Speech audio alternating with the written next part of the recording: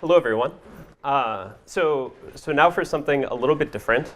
This is going to be a talk mostly about randomization and ensemble learning or tree learning. As far as I know, I think that this is the only ensemble method talk. So yay, ensembles. I'm going to take some time in the beginning of the talk to sort of walk through some of the formalism ensembles and the error analysis that we're going to use. Our goal is going to be to work up to this figure. This is a sneak peek, which is looking at a couple of different randomization methods that we can use to grow ensembles of weak learners. And on this vertical axis here, we have the mean square error on a test problem. We typically want that to be low. On the horizontal axis, we have some measure of basically the correlation of the weak learners with the ensemble that I totally made up and would love to have a replacement for. And the mean square error can be decomposed into two error terms. There's one which is basically the expected error of one of the weak learners in the ensemble. That's TE on the vertical axis on the left. And then the other is the correlation between the members of the ensemble. So different randomization methods will give us different trade-off points between basically the strength of each of those weak learners and the correlation between the weak learners at the ensemble. And we'll be exploring that trade-off in this talk. Our goal, though, if we want to get low error, is to be low on this plot. And we can see that the traditional cart splitting rule for growing random forests is not usually the best. So that is, if there's a takeaway, it's that there are more ways to build ensembles of decision trees than cart, and I'll show a couple of them and talk about some of their properties. So how do we get here? Well, we start at Citrine. So I work for a company called Citrine Informatics. Matthias works there with me as well. Citrine is a startup. We've been around for about 5 years. We're about 80 people now. We work with very large materials and manufacturing companies in order to help them basically discover materials more quickly. That's the primary thing that we do. We do a couple other things too, especially around data management and at maybe a more abstract level, information management.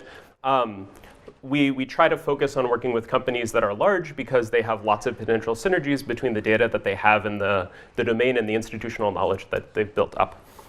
I'll give, So our CTO, Julia Ling, who I believe was here for workshop 2, she likes to summarize our approach this way. We want to let materials researchers, in this case our physical scientists, leverage all of the different sources of information that they have in order to make informed decisions. And a big part of that is, of course, modeling. So that's what I'll be talking about mostly here. One quick example. This is really sort of the bread and butter of the way that we work with companies. We do something that we internally call sequential learning. You could just as easily call it active learning.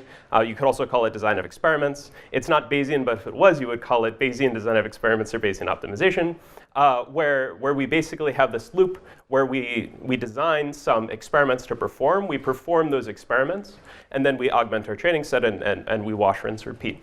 The block that I'm going to focus on here is this one, training a machine learning model. And in this case, with our work with Panasonic, we were screening organic semiconductors for some property, in this case the whole mobility, for some application. And we went through this loop many, many times. It works, as I don't think I need to convince anyone here of, where basically this is the experimental iteration. This dotted line is when we turn on the smart part of our system, where we're actually looking at the model results. The blue line is the best thing that we've designed thus far. By random noise, we do OK, and then we get this big jump. This we would call a materials discovery. After we've discovered that material, we're able to generate candidates which take advantage of whatever mechanism, probably implicitly, is responsible for this discovery. And this works.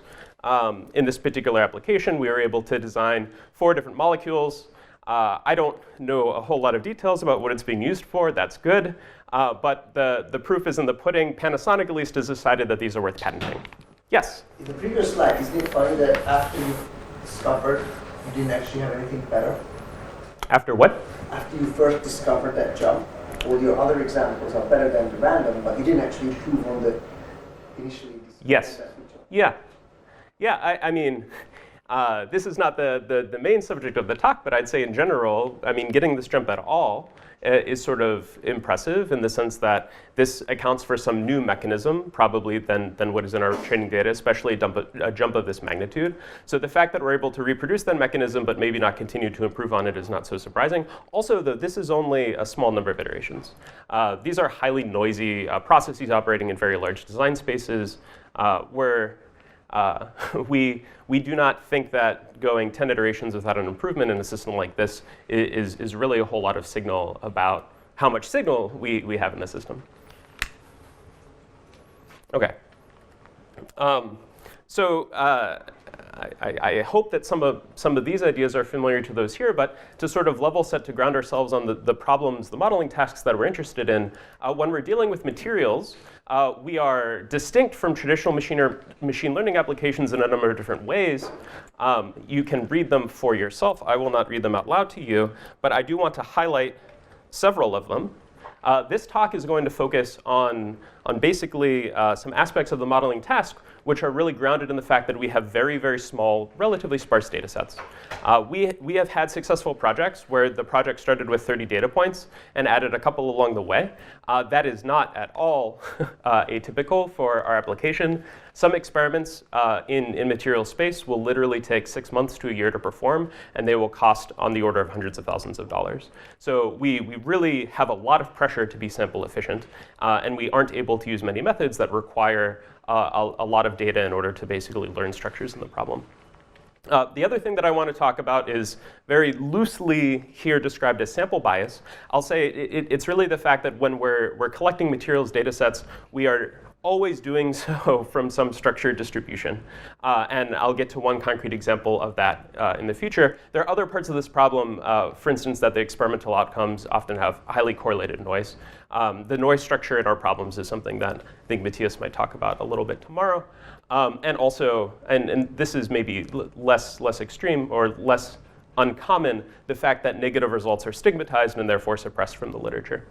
I want to highlight some other work. So the talk that Julia gave in workshop 2, I believe, was focused mostly on interpretability. We do a lot to try to convince our scientific users that what we're doing makes sense and that they can understand it and they can rationalize it. And then uncertainty in data and models is something that Matthias will be talking about tomorrow. OK, so a very common example of the type of structure in our data is data on a grid. So we had a project. It was a real, in this case, open collaboration with a project at Slack, where they started describing the problem to us. It was a 5-dimensional sort of control problem. We were very excited. 5 dimensions, this is great. Even if we don't have a lot of data, maybe we can do something. They handed us the training data. And after failing to model it several times, we noticed that although the problem was defined on a 5-dimensional real continuous space, all of their data actually existed on a 3 by 4 by 2 by 2 by 7 by 2. I think that's 6-dimensional real continuous space. And a consequence of that, which I'll walk through in just a second, is that when you're training a decision tree is going to be making very simple binary decisions to split the data. There are only actually 2 plus 3 plus 1 plus 1. So each of these numbers minus 1 sum together different possible decisions that the binary decision tree can make. Now, actually, based on bagging, it's a little bit more. I would say that these are the most likely decisions. There are very small numbers of likely decisions that can be made. So as an illustration, let's consider this grid. So we have 1, 2, 3 in one direction, 1, 2, 3, 4. It's a regular grid. The dotted lines in orange are the only places that a decision tree would consider putting a split if it was a traditional cart tree. We're only ever going to bisect, or actually there's another formalism where you would put it on these lines and say that it's greater than or equal. But basically, you're only ever going to bisect interdata intervals. And there aren't that many of them because it's a grid.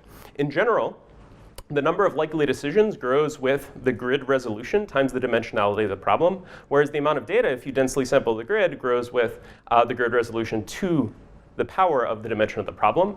And this is generally going to collapse, basically, the configurations of the trees. And we get really surprisingly correlated trees. We have an ensemble where the space that the ensemble is sampled from is actually discrete and relatively small.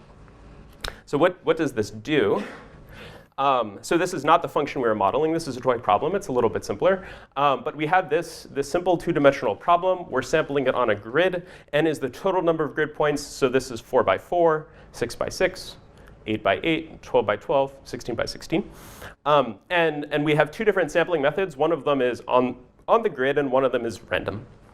Now, if you ask a scientist or someone who does more traditional numerical analysis, which of these is going to give a better modeling result, they'll usually tell you a grid. A grid is a very reasonable way to distribute your information about a problem in order to sort of get the, I guess this often comes from sort of polynomial modeling, but in order to capture the most information that you can. But what we see actually is that the data which is sampled randomly in a random forest is going to result in slightly lower error. And the method that I am going to introduce is going to try to solve this. We want to basically flip these curves. We want the random curve to be above the grid curve. So Yes? I don't know if it's connected by, I think, Joshua Hedger's group on hyperparameter optimization for training neural nets, where they showed that it's much better to have a completely irregular random sampling of the hyperparameter space as opposed to kind of grid. Yep. It's the same thing, right? I'd say it's the same idea. Yeah. Another problem that I like to use is if you want to approximate a gradient by not necessarily finite differences, but by doing, well, finite differences not in the limit of making it small, it helps to, and you only care about the largest components of the gradient, then you want to throw data sort of, uniformly distributed, Gaussian distributed on your point, and then compute correlations. Whereas if you do finite differences, then, until you get to varying that dimension, you have no signal about the problem in that dimension. Yeah, there are definitely some intuitions as to why this is the case. I would just argue that we have a reason that we think we might be able to do better, and I'll show that we can. But by random, you just mean drawing point randomly and creating a function by looking at these points instead of the grid? Yes. Yeah, so this is uniformly random on each of the independent axes. But then, I mean, in 2D, the constant can differ, but if you go to higher D, then the random one will be CLT, whereas the other one will be a much slower decay. So you said you want to switch. The grid will always be much worse in high dimension than the random one. I certainly believe that is true for some modeling techniques. We are, in this case, in low dimensions. I don't want to get too hung up on this point. But I definitely understand the thing that you're talking about. I think it relates to this idea that we pick up on the more important signals better if we have random grids.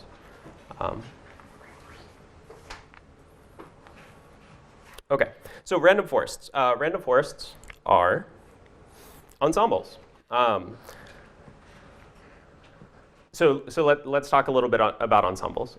In this ensemble, we're going to have a bunch of weak learners. I'm calling them H. They're going to have some state, which in principle is random. And we're just going to average their results. And you can do some math. And Breeman has done this math in 2001 and shows that given this, you can decompose the error of the ensemble into the product of two terms with an inequality, although this ends up being almost equal in basically all of our cases, where one of them is the mean square error of the weak learner. So we compute the error of each learner individually, and then we average all of those errors. This is the expected error of one of the weak learners. And then also a term that looks like a correlation. And that term is computed like this. We compute the residuals, so these are the true y's. We compute, so these residuals are the true y's minus the predictions of each of the members of the ensemble. This is the covariance, basically, between them. And then we divide by the square of the variance, the square of the expected variance over each of the weak learners as well. The expectations here just get a little tricky because we are both computing expectations over the data and also over the different instantiations of the weak learner. Okay, so what this tells us is that if we're interested in reducing the mean square error of our ensemble, we can either reduce the correlation or we can reduce the error of one of the weak learners. We can train a better weak learner and not worry about the fact that they're correlated, or we can have them be sort of randomly distributed, not so great, as long as we expect the errors to cancel. This is basically accounting for the cancellation of errors across the ensemble. When you hear about ensembles, when you hear about random forests, you're typically hearing about a bagged model. So bagging is a process, bootstrap aggregation, where we have our training data and we are drawing subsets of the training data with replacement. It's sort of equivalent to assigning weights to each of our training points that are drawn from a Poisson distribution with an expected value of 1. And this is by giving each of the weak learners a different subset of the data expected to reduce the correlation and therefore the error, while increasing the single tree error. I haven't actually introduced trees here, so I'd say that the single weak learner error, because it's being exposed to less data. Yes? That was a silly question that I've always wondered about ensembles. Yes? So why don't you just randomly sample weights, for example, on your network, and then if your learner is like slightly better than average in accuracy, you put it towards the ensemble, and if not, you kick it out. So you do a rejection sampling on models. Okay. But extremely bad learners probably. You would hope they are, I mean, Yeah. is it difficult actually to sample uncorrelated models? So there, I think the question is, how do you know that the error is worse? You can know that your training error is better or worse, but that's different than the generalization error. That's true, but as a proxy, you could use it and see what happens. Yeah, there might be some transfer there, or you might be picking up noise. Training free learning, no, that would be super cool. Yeah. Yeah. There's actually maybe I think there's a way to use something later on in here to make that idea a little more statistical and therefore more fun. But I don't know. I could also see it just learning noise. And if the right MSE term is sky high, that don't fly, right? Yeah. Both need to be reasonable at least. So if you sample randomly, maybe it's just too bad. Yeah. Maybe you can just find a way to get reasonable, not horrible learners for free, and then Yeah. But basically, the idea is to train a bunch of random learners to actually evaluate each of them. To generate a bunch of random learners to figure out what their training error is. Order them basically by what their training error is and keep the top ones, right? I mean, what you're describing is, I guess, what some people would call the full Bayesian method. Yeah, that's true. Right. It goes to infinity. Yeah. Right. If you have an infinite collection of learners and they span the entire space, then you give them a weight that is proportional to e to the minus the error that they produce, and that's basically a Bayesian marginalization over all parameters. Yeah. So there will be an e to the minus something here too, but it won't be in the weights. So for everything that I'm talking about here, we're going to be having evenly weighted ensembles. Although I agree that is a very fun idea, and you can do it for trees too. Okay, so now what is a decision tree? Random forests are usually, forests are trees. So they're ensembles of trees. What is a decision tree? A decision tree is just a very, I'd say more than weak, it's a very simple learner. It's a very simple model where we are making our prediction by making successive binary decisions that are univariate. They only consider one attribute at once. And they're binary. I've shown only regression examples. And then based basically on which path we take through the tree, we get to some leaf. And then the leaf has some model in it. And usually that model is just, here's a value. It's a constant. So the tree is really partitioning our space. It's telling us which model to evaluate. And then we have the model. And when we train these trees, we're basically taking our training data. We're partitioning it into a bunch of subsets. And then we're training a model on the result of each of those partitions. If we grow all the subsets so that there's only one, then okay, there's only one natural model constant. Commonly though, or I would say the dominant model to use in these leaves is to just average the training examples. We call that at Citrine, guess the mean. It's a zero order model. Okay. So I really, if there's one thing that I could soapbox, it's that you shouldn't think about decision trees as models so much as you should think about decision trees as partitioners. We are learning our partitioning of the space so that we create maximally homogeneous, maximally pure partitions, such that the modeling task on each of those partitions is very easy. Maybe it's so easy that we can just guess the average. So here's an example. These are the labels, 1, 2, 3, 4. What is the best way to partition? Well, if I can only pick one, I'm going to split it in half, 1 and 2, 3 and 4. These are pretty similar, these are pretty similar. And then within each of those partitions, I'm going to partition again. So I split 1 and 2, and I split 4 and 3. So that is, that's basically cart trees. In cart trees, we have a splitter, and it's going to reduce the impurity in the two partitions that are the result of the split as much as possible. For regression problems, and this talk will be entirely regression, the impurity is the total variance. It's the sum of the variance times the weight, the collective weight, basically the number of training examples in each of the resulting partitions. Now, a common thing to do in cart is to randomly subselect the features or the attributes that are being considered for a split. And what this does is it means that if you think about the probability distribution function of the split locations across each of the attributes, it's going to be non-zero only at d points, one per attribute. And then the probability is going to basically be exponentially decaying as long as k is less than the total number of features. And it will be clipped. The worst feature will never be picked. The best feature will be picked with a probability that has to do with this k. Feature randomization. So this thing that I just talked about is usually combined with bagging, and that's how you get random forests. So I know the thing with the probability distribution function was maybe a little tricky to follow. So let's go back to this example. In each attribute, there's only one possible split. It is the best split. So that's the split here in the vertical attribute and the split here in the horizontal attribute. I tried to make this darker because it has a greater reduction in variance. It's more likely to be selected. If you imagine that there were actually other dimensions in this problem, which were into the board, then this one, it represents a lesser reduction in impurity, a lesser reduction in variance. So it's going to be less likely to get picked because it only gets picked if the features which are being selected don't include this feature. This one will always be picked if it's an option over this one. So we only pick suboptimal splits if the optimal splits aren't a choice, because we filtered out those features for that particular splitting decision. All right, there's another randomization procedure called extremely randomized trees, which is quite different. Instead of exhaustively enumerating all of the possible split locations in each dimension, it's going to choose the cut point uniformly randomly on the range of that feature. This procedure where we maybe down select the number of features by k is also going to be present.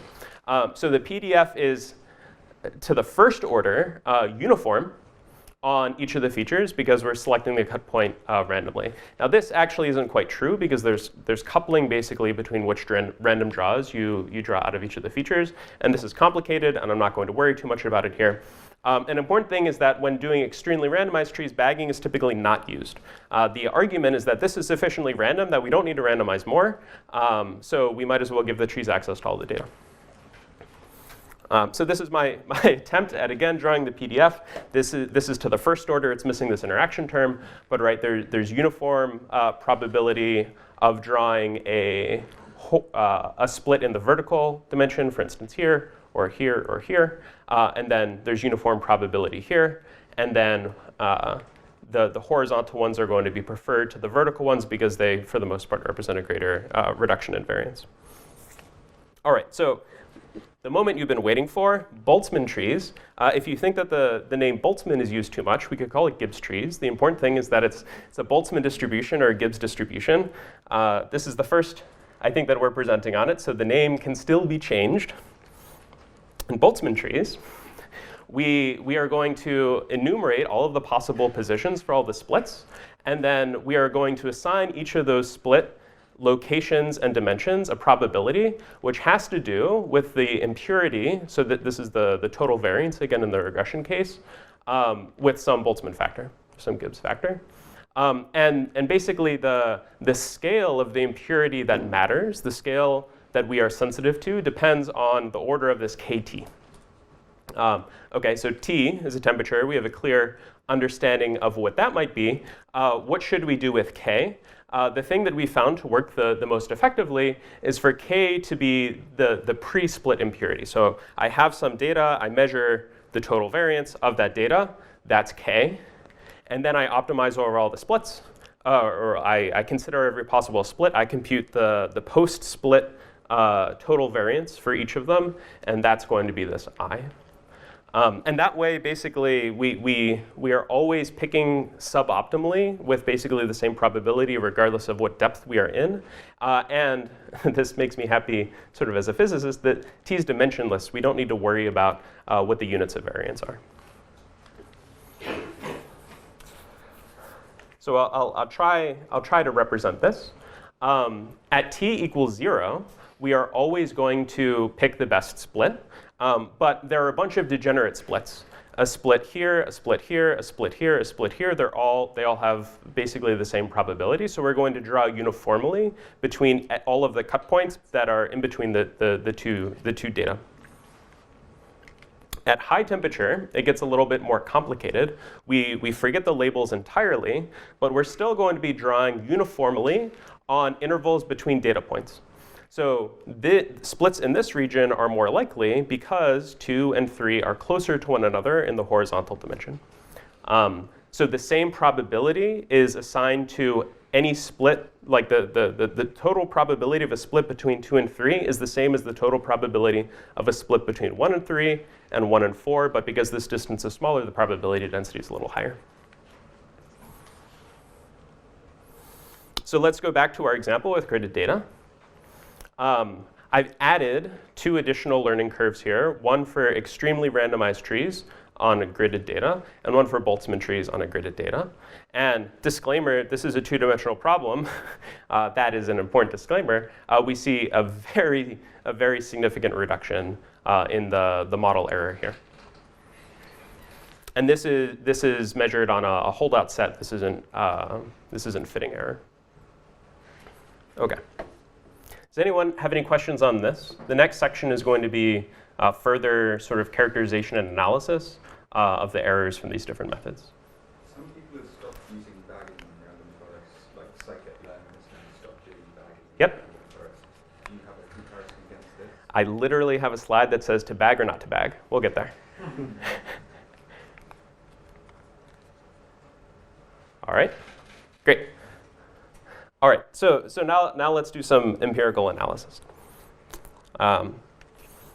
For the most part, I'm going to use this test function. I call it the Friedman-Silverman function. It comes from this paper by Friedman and Silverman, unsurprisingly. This is a pretty common test function, at least in the random forest literature.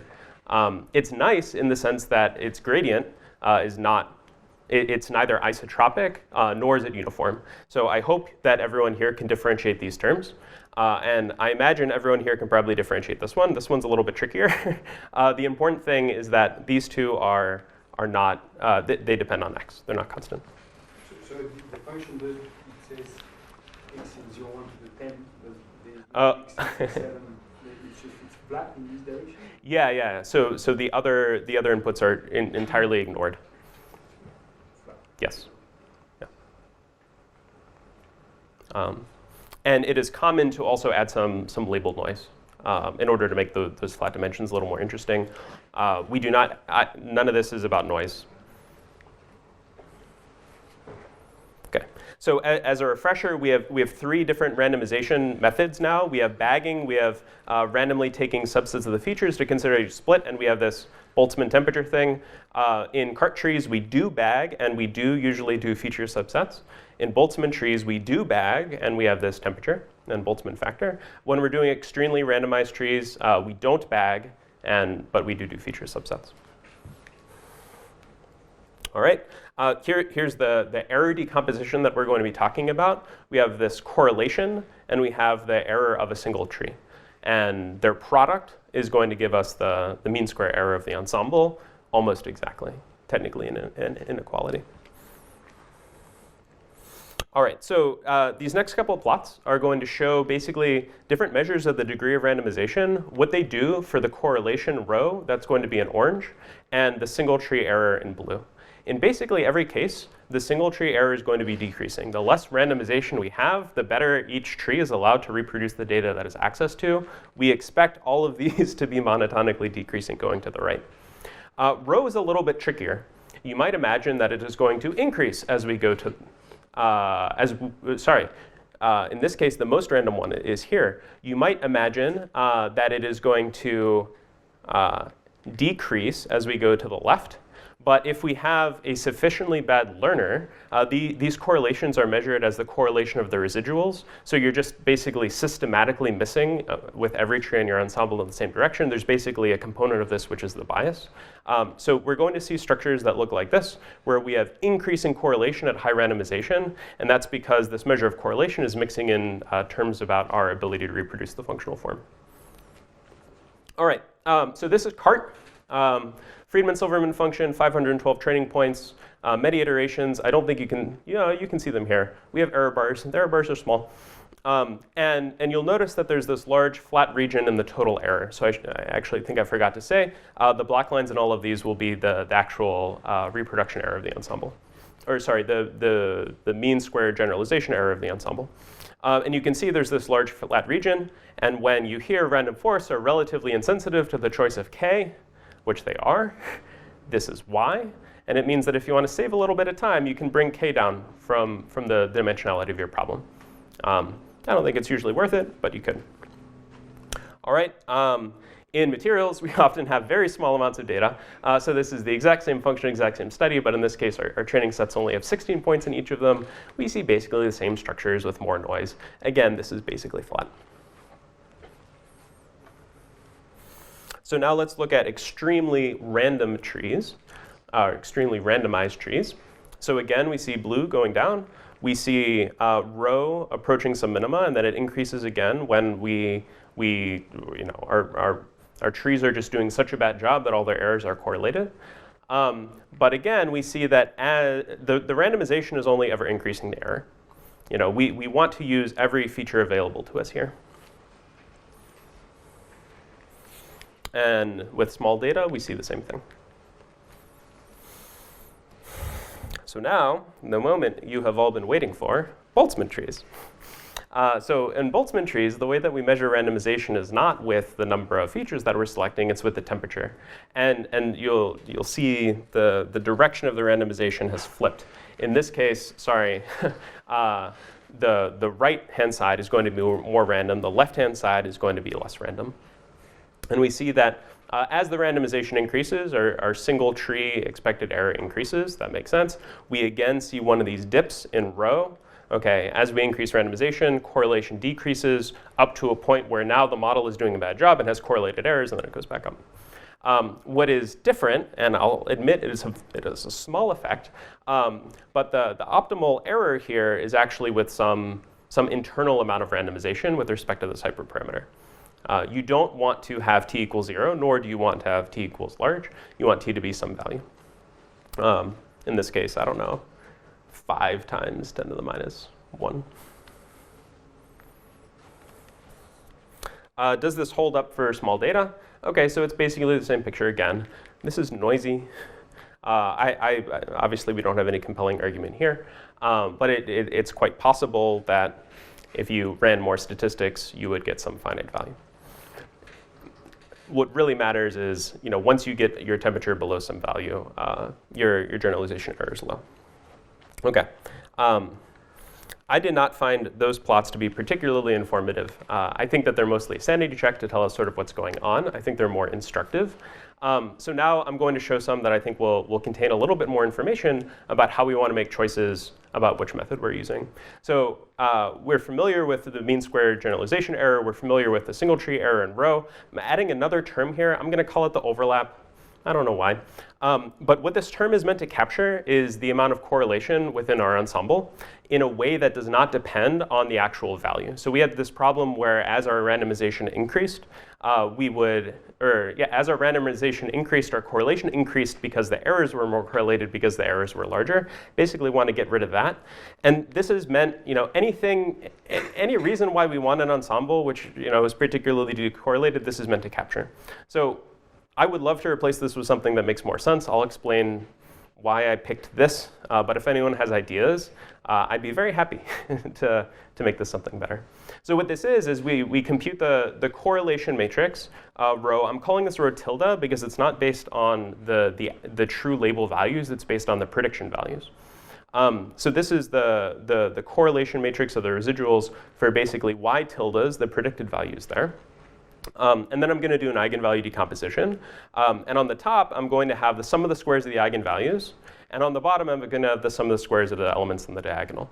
And what happens is if this matrix has a lot of off-diagonal elements, that's correlation, or covariance, sorry, I should say, between these sort of prediction residuals, then the eigenvalues are going to have more stuff in them than the diagonal does. So then -1, because we never expect this to be less than 1. So low means that there is less correlation, that's good, and high means there's more. All right, so now we're getting to, actually I think this is the sneak peek plot. So we've got in there, where I've described the 3 methods here. We have Boltzmann trees at different temperatures. We have cart with different number of feature subsets, and we have extremely randomized trees with different number of feature subsets. That's where all these points are coming from. On the left plot, we have this error decomposition. On the y-axis, we have the error of a single tree, and on the x-axis, we have the correlation. This is the weighted row bar thing that actually knows about the residuals. This is computed on a holdout set. And we have some nice shapes here. In each case, when we do randomization, we get some of these little arcs, which is kind of neat. I don't know, I think they're nice. This was visually pleasing to me. But the thing that I want to highlight is that extremely randomized trees, okay, so they have lower correlations with generally higher single tree generalization error. That makes some sense. Cart has the highest correlation, and it has comparable generalization error, or single tree generalization error to Boltzmann trees. And Boltzmann trees are basically like cart, but shifted to the left a little bit. And in all of these cases, so this is the lowest temperature, this is the highest temperature, this is the most number of features, this is the fewest number of features. Okay? Over here, so what do we care about? Usually we care about error. Well, maybe usually we don't. Matthias will talk about that tomorrow. But if we do care about error, then let's go ahead and compute the error. And we can see that the extremely randomized trees are actually the configurations that give us the lowest error. Although they do so, actually, while also giving us very low overlap. So the Pareto front here, we want to be towards the origin. So the Pareto front is like that point, and that point, and that point, and that point, and maybe that point, and then none of cart or bolts. All right, standard thing. I'll do it with a really small amount of data. This is 16. We see basically the same structures, but with more noise. I'll note that the gap between cart, Boltzmann, and extremely randomized trees actually opens up here. This is a bigger reduction in the error. Okay, well, maybe this only works for Friedman-Silverman. All of the results I've showed you so far are single test function. That's not very good. So I picked another test function. It's same Friedman and same Silverman, but this time we added gross in between. So it's another one of these simple 5-dimensional test functions. It differs mostly in the sense that there are terms in the sum that have multiple, that are interaction terms between the different directions. But this just shows that, okay, we see basically the same thing. In this case, actually extremely randomized trees, there's a larger gap. Okay, and now let's go back to our original grid example and get a synthetic problem, 2-dimensional on a grid. So we see all of our little Boltzmann options. We only have 2 dimensions, so for cart and for extra random trees, there are only 2 choices. But we see again that Boltzmann is significantly outperforming cart and extra random trees. All right, so what is going on here? Why are extremely randomized trees outperforming Boltzmann trees? It's actually bothered me a little. Like the bluntness of extremely randomized trees is aggressive. It really doesn't care about a whole lot. It feels like we should be able to do a better job. So one of the starkest contrasts between the two is that in extremely randomized trees, the guidance is not to bag. But for traditional random forests, I guess maybe until very recently, scikit-learn keeps changing its guidance.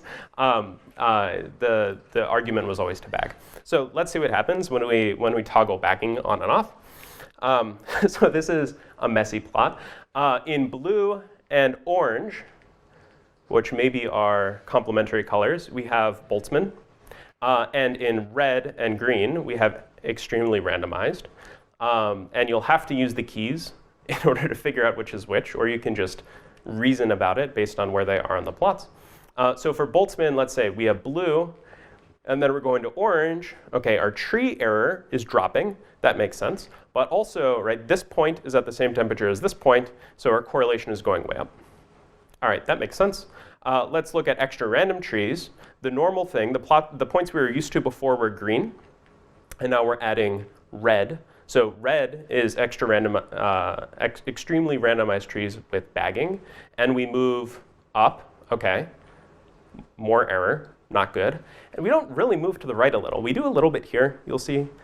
This is sort of within this, I don't know, cup, but not a whole lot. Disappointing results. It's not surprising to me that in that paper they say don't use bagging. But when we look at the actual error, we see that if you're interested in Boltzmann trees or extremely randomized trees, you actually don't want to bag for either. And although it's close, this is a photo finish, Boltzmann trees and extremely randomized trees in this case have basically comparable performance. We've closed the gap. We can maybe attribute this gap in the generalization error to bagging. OK, we do it again for n equals 16. Basically the same story. Extremely randomized trees, in this case, more systematically outperform Boltzmann trees. That's all of these points down here. But we see the same shapes. We see the same relationships. All right. So that's the sum of sort of the empirical results and the methodological results that I wanted to present. What does this mean? So this is what I've sort of taken out of it. The first is that Boltzmann trees make a somewhat intelligent trade-off between the error of a single tree, which is captured by its ability to pick the split that reduces impurity, and randomization, which is characterized by this KT. Empirically, Boltzmann trees often outperform CART, traditional random forests, but extremely random trees can be better. What this means is you might want to consider extremely random trees if you can, and Boltzmann if you can't. So why might you not be able to use extremely random trees? One of them is uncertainty quantification. Bagging gives you basically out-of-bag error estimates. It gives you, there are some points and some trees where that training point was never used in training that tree, and it allows you to estimate error, either literally through out-of-bag error estimates or through more complicated procedures like jackknife. And that's what we use at Citrine. We use jackknife for uncertainty quantification on random forests. You can't do that if you don't bag. Now, maybe you don't have to bag as much as you do normally. Maybe you can include generally higher weights or include, on average, larger fractions of your training data. But you have to do some, and there's probably a trade-off there. The other thing is clustered data. So in materials, we often have data where the data is populated from certain clusters, usually corresponding to like classes of chemicals or classes of materials that are very popular, that are very promising, that are very easy to synthesize. And then within our feature space, we have these wide gulfs in between them. And when you have a structure like that, you can understand if you're picking cut points randomly, then the likelihood that your cut point actually bisects like your data in an interesting way ends up being pretty small. I don't have a demonstration of that. I wish that I did, but I hope the intuition is there. All right. Oh, sorry. There's one other thing. This was a great call out from Matthias. I threw this 1 over delta x in there. And the reason that I did that is because there's this really cool property of random forests where they don't need a metric. They don't need a notion of distance. They sort of learn one as they go. But if you take the distance between between two consecutive training points in one dimension and you just blow it up, you add 1,000 to it, but you keep all of the orderings the same, the random forest doesn't care. It does exactly the same thing.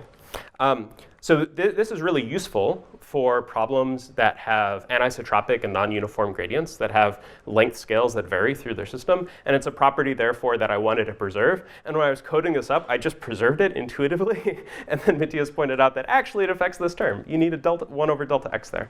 So what this does is it means that really we have equal probability mass of picking any of the interdata intervals to have the split, and then we pick uniformly between them. So this 1 over x accounts for, and then we pick uniformly between them. But I can imagine that this 1 over x might get in the way of some nice formal analysis. Okay, so yes. 5 minutes. Oh, yes. Yeah, so I have lots of questions, which I'll put up more than I talk about. One question that this begs is, there are lots of different ways to split data when building decision trees. We have a nice analysis, I think, that tells us something about the trade-offs that they induce. There should be a best way to do it most of the time. I feel like there should be stronger guidance than the empirical results that I've thrown up. So I think it would be really great to think about this problem a little bit more formally, at least more formally than I'm familiar with its treatment. I might say, if I wanted to be aggressive and trying to prod people along, I might make a totally unfounded claim like Boltzmann splitter is the optimal trade-off between these. That doing something that looks like a Boltzmann factor with the change of impurity, you can't do better than that, and that's probably false, but someone should show why. Okay, and then in all of these cases, I focused on very simple problems. So what happens when you generalize? I mentioned clustered data. The other thing is label noise. You might imagine that you might want to pick your KT sort of like you pick your white noising level when you're doing a Gaussian process. You can use some physical intuition to say what it might want to be. So how does that work? More questions, always more. One of them is, are there reasons that we might want to have uncorrelated ensembles that go beyond generalization error? If we have this correlation term, which reduces our generalization error of the ensemble, but there are lots of other things that we can use ensemble methods for. I'd highlight, again, uncertainty quantification. The method that we use is infinitesimal jackknife and jackknife after bootstrap. There are also implications for feature importance calculations, model interpretability generally. Basically, why else do we care about the horizontal axis from those plots, the amount of overlap or the amount of correlation in the predictions on the ensemble, and how do we quantify that? And one way that we might imagine that it couples is how large of an ensemble we need in order to have converged properties. Can we get away with smaller ensembles if there's less correlation? And because of this, even if our splitting procedure is complicated, like sampling out of a Boltzmann distribution, will it ever be worth it because it allows us to end up with an ensemble of decision trees which is ultimately smaller. And that's going to be particularly important when we get around to storing these trees. And the computational complexity of the splitting procedure doesn't affect the computational complexity of applying the model. So said a third way, is there any way to measure some of these positive externalities of randomization that go beyond generalization error? With that, thank you.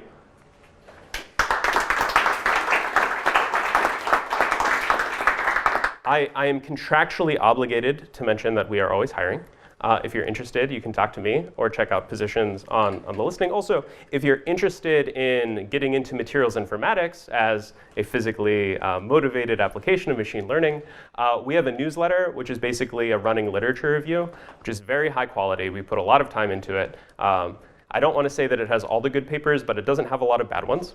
And then if you would rather listen than read, we have a podcast. This is a little bit more pop-sci, but there's definitely a lot of good motivation material. Why is it that we're interested in modeling these problems?